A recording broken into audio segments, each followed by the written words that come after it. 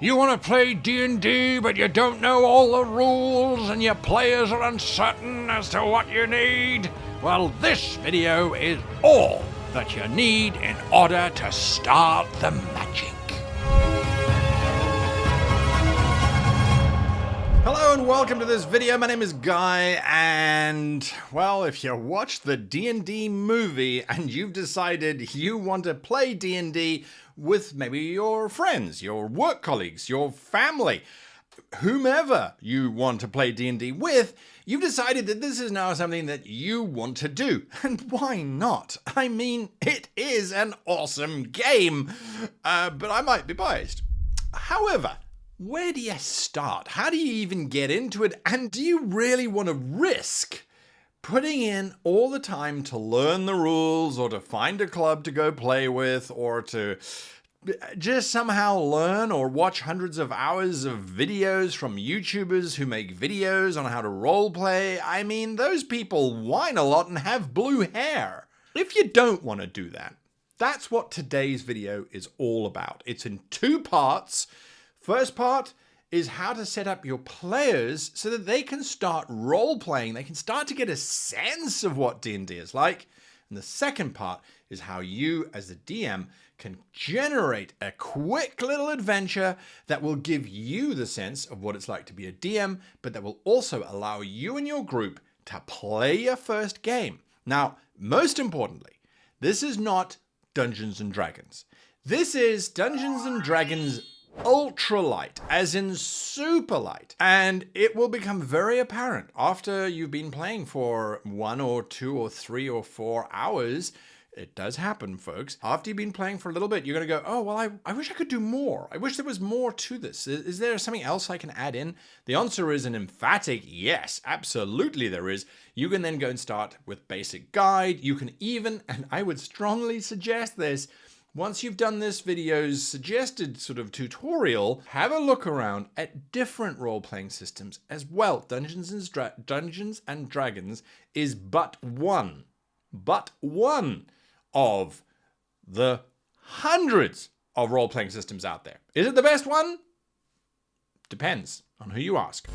We're going to assume for this video that you've got a group of people together who are going to play as the characters. They're each going to represent a character that they're going to create. They're going to give them names and histories and goals and ambitions and all those kinds of wonderful things. They're going to be doing that, and you are going to be the DM. So, for those that are going to be the players, this is what you need to know.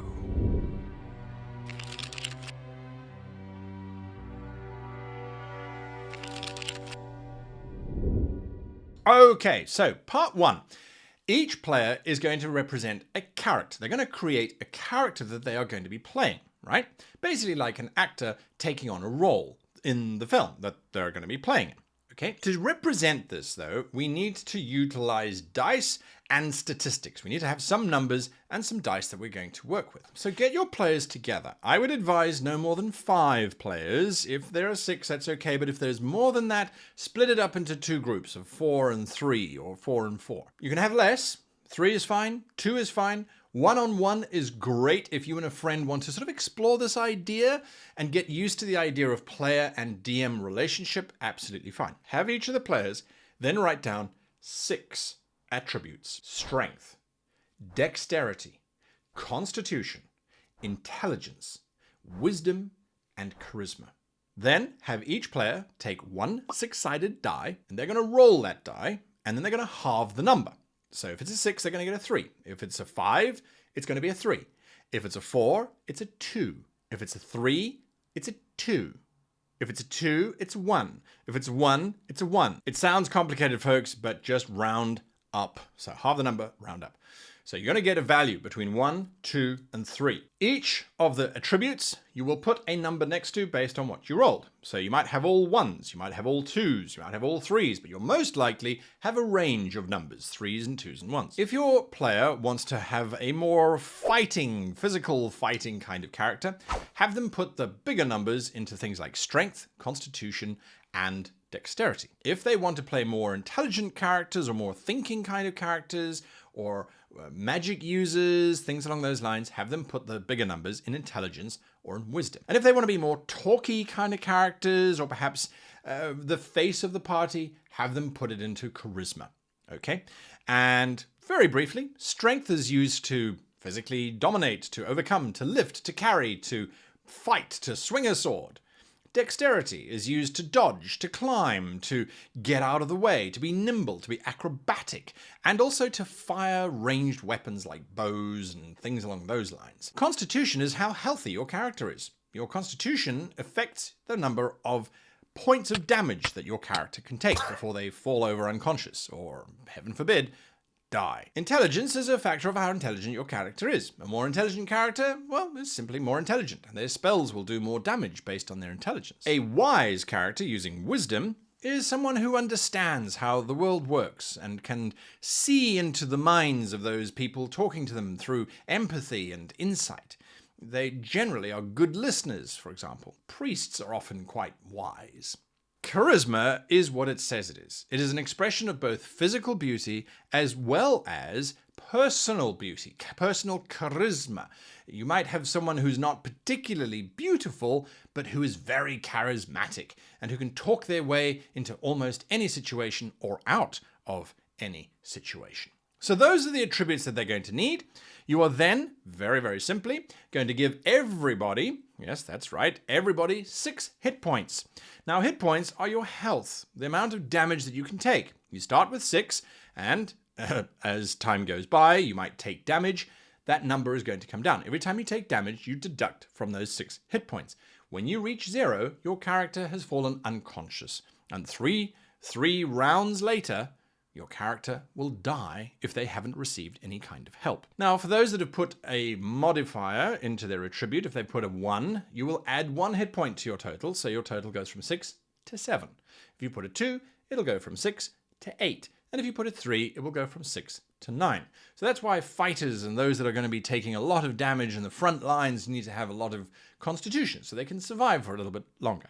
That's it, folks. That's pretty much all that we need to do. The character is now almost set. You now just need to assign them some, let's say, equipment, and to keep the demonstration very simple, I would suggest that someone gets a sword, if they're a fighter, or a mace, or an axe, or whatever weapon they choose to get. An archer might get a bow with arrows. Don't worry about how many arrows they have, just keep it coming. Mages can cast spells, which they can try and come up with. Priests can use magic to heal people, to restore them to life, and the charismatic character, well, they're just going to be talking their way out of things. The whole way in which Dungeons & Dragons and most role-playing systems work is that your character, with all of their attributes, they will roll a die, a 20-sided die, or a 6-sided die if you don't have a 20-sided die, or anything for that matter. They just need to roll to generate a random number. Now, that takes whatever attribute you have, you add that to the random number that you have rolled. And that is your final outcome.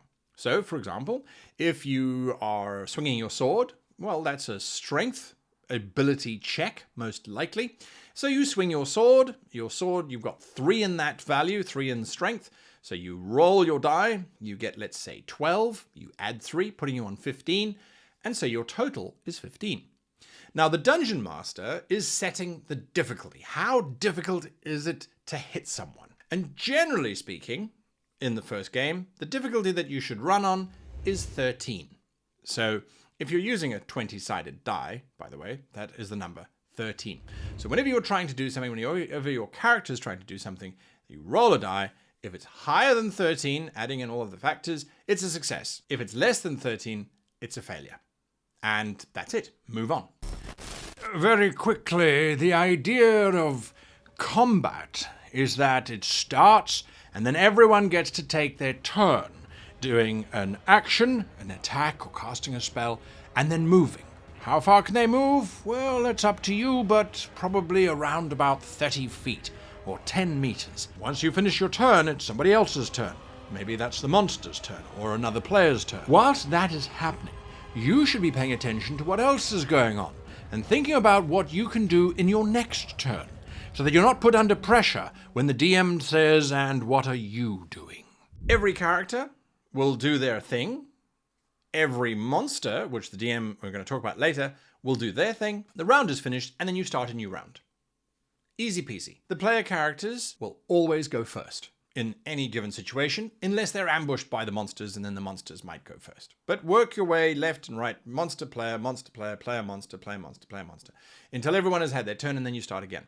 Or until the monsters have run away, or until the players' characters have run away. How do mages work? Well, when a mage casts a spell, it might be a fireball spell, or a bolt of lightning, or something more creative that they come up with.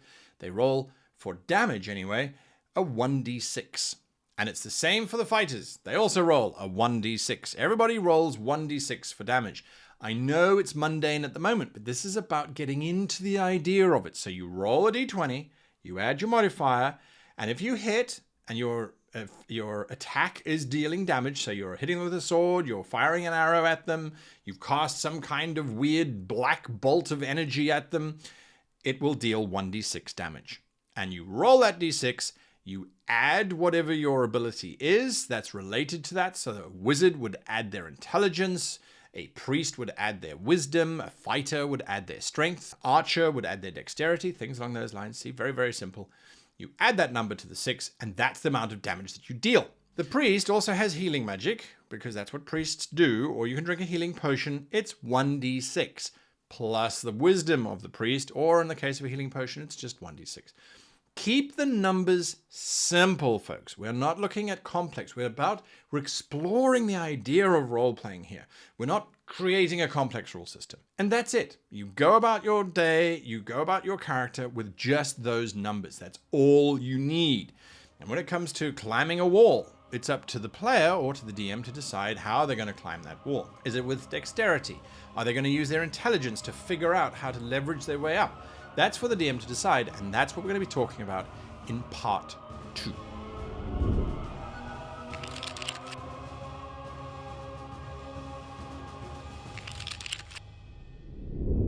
And now we move on to part 2. This is where the DM learns all of the secret powers that they will need to be able to create this fantastic space and to run the game. If you've been watching this video and you are going to be the DM, you should have hopefully realized by now that while the players are creating their characters and they're running around doing all of the stuff that their characters are doing, it is your job to create the scenarios within which the characters are going to be playing. And not only are you creating the scenario, you are also deciding the reactions and the actions that all of the monsters and the non-player characters, the NPCs, you're deciding on how they are going to act or react to whatever the player characters are doing. You've got to bring life to basically the entire world. Now that might sound incredibly intimidating, but it actually isn't. It's kinda simple, especially if you know a few basic steps. So remember, everything that the players are going to be doing is hinged around that 13 difficulty. So if they're going to try and climb a wall, you've got to decide, is it dexterity? Is it strength that they're going to just haul themselves up over that wall? Are they going to use intelligence to try and leverage their way up, trying to figure out where to put a foot so that they can get up there? That's your decision. Now, the players are free to give you suggestions and to say, oh, well, can I use my intelligence? You're free to say, tell me how. And if it sounds reasonable, go with it. Why not? This game is about reacting to each other and to creating a more interesting space as a result of our collective decision-making, not the decision-making of one. So that's step number 1. Step number 2 is to realize that you are just as much a player of the game as the players are who are running around controlling their characters. So you should be having fun as well. And this is where it comes from. You need to try as best you can to learn how to make something not so impossible that the player characters and the players give up hope, but that it is just slightly possible, 1 in a million chance, right, that the players will succeed. Because if you can keep that tension going, well, then you're going to have an incredible game. So that's something that you are going to have to practice. It just takes time, and you will get there eventually, trust me. But for now, a simple scenario is perfectly acceptable. Take this one. The characters are walking down a road. They come to a fork in the road. One goes left and one goes south. The one to the north leads into some treacherous-looking mountains with ominous black clouds hanging over it. The one to the south leads into a swamp.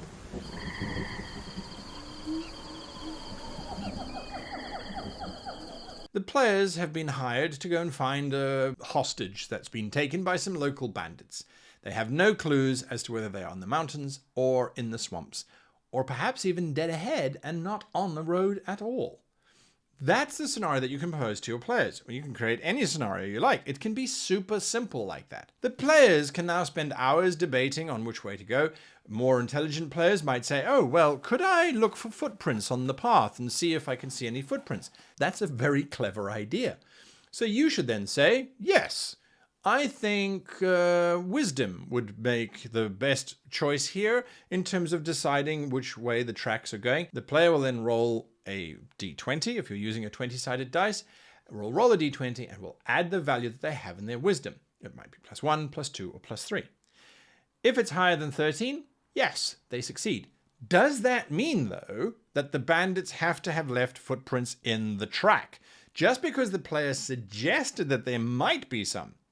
This is entirely up to you. This is where your biggest ability as the GM comes into play, and that is coincidence.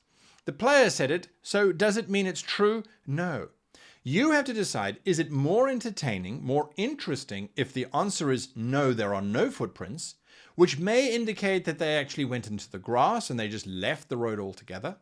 Or is it more interesting if you say yes, but the tracks split? One set of tracks goes north. The other 3 sets of tracks go south. That could be more interesting. You need to make sure that you are giving them just a little bit of information each time, don't overwhelm them, and that you are always giving them an opportunity for something more, to explore something more, to decide, oh, well, if the tracks just vanished, then that means they got into a hot air balloon. Perhaps. Let your players explore. If your players ever get stuck, you have the opportunity of coincidence, as I said, to bring in an NPC, a non-player character. It could be a farmer walking down the road, coming from the swamp. Good day, gents. Oh, no, I didn't see anyone heading towards the swamp, but I did see a hot air balloon heading out over towards the forests in the east. Do you have to have planned this all before the game starts? Yes, this is a good idea. Some planning. Not a huge amount of planning. So if it's a hostage that's been taken prisoner by this group of thieves, why did they take them prisoner? Well, maybe it's for ransom. Okay, so where did they take them? So then you can create a basic map. There's the castle, there's the castle, there's the forest, there's the forest, there's the mountains and there's the swamps, and there's a road and and they're going to take a hot air balloon from here because that's where they could hide it, and then they're going to sail into the forest, and in the forest there's a little cave. That's all you need. You don't need to plan any further. Wait to see what your players do, because then you can react to them as they make the suggestions. Are there footprints? Are there hot air balloons floating in the air? Think about what makes the most interesting story. How do you know how those NPCs are going to react and are going to adjust and change as the story is going? You can't plan 1,000 NPCs. And if your heroes decide, you know what, we don't have enough information, we're going to go back to the castle, you can't have planned out all 1,000 NPCs that live in the castle. So I suggest you use a very simple little system, and this is a simplified version of the real system that I propose you use. It's called ogas. An occupation, a goal, an attitude, and a stake. What is the occupation of the NPC? So the NPC walking from the swamp, what occupation would someone have who deals with swamps? Well, I suppose it could be a fisherman who went fishing in the swamp, or a hunter who was hunting in the swamps. Whatever their occupation is, it's going to determine mostly what they're talking about. As for goal, the goal of a salesman is to sell stuff, but perhaps it is also to get home quickly, or perhaps it's to inform someone that bandits have taken over their swamp area and they're unhappy about it. The goal could also be that they're trying to rob the player characters because they have no money. So then they're going to go about it in quite a different way. They might have some other NPCs with them, because just one NPC is going to struggle to take on 5 player characters. As you are building your narrative, as you are watching the story unfold in front of you, you can add in and take away all of these things as you need them. That's the joy of this game. When it comes to monsters and things, well, that's entirely up to you as well. Instead of it being a peat salesmen coming up from the swamp. It could be a troop of ogres who are, their occupation is warriors. Their goal is to pillage a village on the other side of the hill, and they're not going to stop until they get there. Their attitude is angry or gruff. They're not going to take any nonsense from anyone, and if one of the player characters steps forward and says, I try to convince the ogres to leave because I have very high charisma and I'm appealing to their sense of goodwill. Roll that d20, add your charisma score to the number. Is it higher than 13? Well, maybe the ogres will agree. This is how Dungeons & Dragons unfolds, folks. It goes in all kinds of weird and wonderful directions, and our job as the DM is to watch this and to have fun with it. Finally, the stake is how much of a stake do the ogres have, or the NPC has, in accomplishing their occupation, in accomplishing their goal, and in maintaining their attitude. So if they have a very low stake, their attitude will change quite easily. They might be angry, but after a few seconds, they'll become mellow or maybe even happy. Their occupation is a god, but if their stake is low, they don't want to god so much anymore, so they'll turn a blind eye. You get the idea. Using that will help you to create NPCs that are interesting, that have a life to them, that are quite dynamic, and then you run the session. So your players have got their characters, you've got your idea, or there's a hostage situation, or maybe it's storming the castle, or maybe it's defeating a giant dragon. However it is, you've got your basic mechanics, and you start the game. See where it goes. Try and give it some kind of structure, and if the players are wandering around in all different directions, remember you have coincidence to pull them back. The NPC that bursts into the room going, my goodness, I've just seen a band of fellows with a hostage heading out into the forest. If that doesn't get the players to refocus on things, well, that's fine. The players are doing something else. And as long as everyone is having fun, that's the bottom line. Now, of course, once you have done this for a few hours, everyone will be used to the idea of rolling a 20-sided dice. They'll get used to adding an ability modifier or a modifier of some kind to that value and defeating a difficulty number. That process is super critical to role-playing. Understanding how turns work, and that during combat, there's a turn and I can do an action and I can move in my turn. And I can do an action and I can move in my turn. And they're going to do their stuff. And then it's going to come back to me. Getting used to that flow. And then getting used to the idea that when we're in a social situation or when there's no pressure, there is no turn. So then anyone can kind of pitch in with an idea or do something along those lines. But that you as the DM are going to be asking for those ability checks, not every 5 seconds, by the way. I should have said this. Only ask for an ability check when there's a severe chance of failure. That's the game in a nutshell. I know it took me quite a long time to explain it, and I really appreciate your patience on the subject. But that's where we are. That's how it works, and it's an amazing hobby to participate in.